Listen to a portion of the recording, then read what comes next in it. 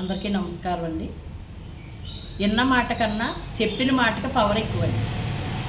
ఇప్పుడు ఏదన్నా నలుగురు కూర్చుని మాట్లాడుకుంటున్నారనుకోండి, మాట్లాడుకునేటప్పుడు ఏమవుద్దంటే ఏదో ఒక మాట దొరుకుతూ ఉంటుంది.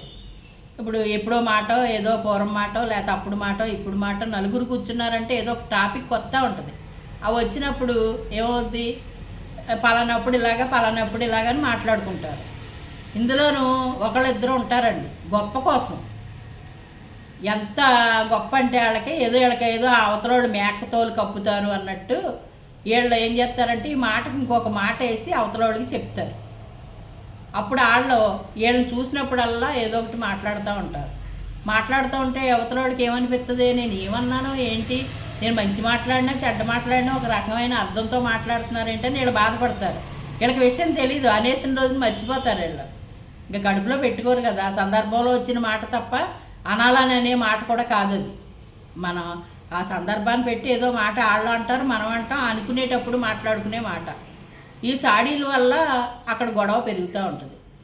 అప్పుడు గొడవ పెరగకుండా ఉండాలంటే ఏం చేయాలంటే, నువ్వు పలానా మాట అన్నావంట నాకు తెలిసింది, నిజమా ఉట్టుదా, ఎందుకు వచ్చింది ఆ మాట, ఎందుకు అన్నారు నన్ను, నేనేం చేశానని నన్ను అన్నారు మీరని అడిగేయాలండి. అడిగేస్తే అండి ఇంకా అసలు గొడవ అనేది రాదు, అక్కడికి ఆగిపోతారు. ఆగిపోయి ఏమవుతుందంటే, లేదు పలానా సందర్భాన్ని పెట్టి నేను అన్నాను అని యువతలు కూడా చెప్పేస్తారు, అక్కడితో అయిపోద్ది.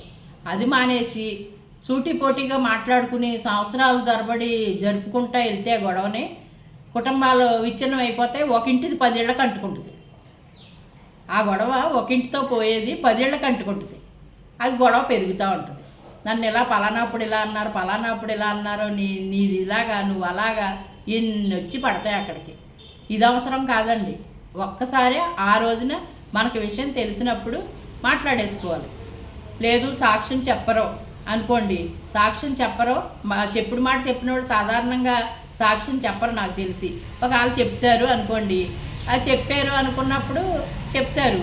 ఒకవేళ చెప్పరో అనుకున్నప్పుడు, లేదు నాకు తెలిసింది, నాకు పూర్తిగా తెలియబట్టే నేను మాట్లాడుతున్నావు, నువ్వు అన్న మాట తప్పు కదా, నువ్వు ఇలా అన్నావంట, నేను ఎప్పుడైనా నిన్ను ఏమన్నా అన్నానా, నువ్వు నన్ను ఎందుకు అన్నావు అని అడిగేయాలి.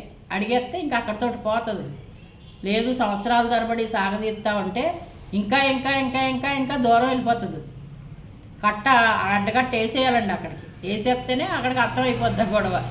దాంట్లో పెద్ద కారణాలు కూడా ఉండవండి. ఆ చెప్పుడు మాటలో వినేవాళ్ళలోనూ చెడ్డ ఉంటుంది, చెప్పేవాళ్ళలోనూ చెడ్డ ఉంటుంది, మాట్లాడిన వాళ్ళలో ఒక రకమైన చెడ్డ ఉంటుంది.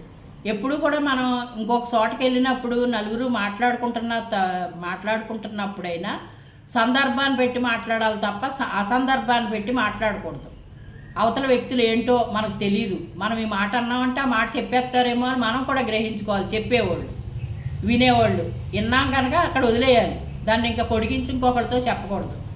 మళ్ళీ అవతల వాళ్ళకి అసలే వెళ్ళకూడదు. మాట తెలిసిందంటే వాళ్ళ మనసు బాధపడి వాళ్ళు ఇంకొక రకంగా మాట్లాడతారు.